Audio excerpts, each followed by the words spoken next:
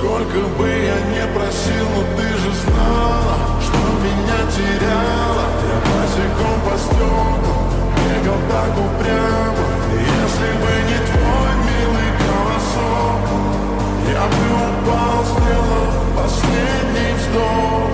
И звезды мирно падали, как будто до меня. Я каждый раз загадывал тебя не потерять, но больше не могу, я просто мучаю себя.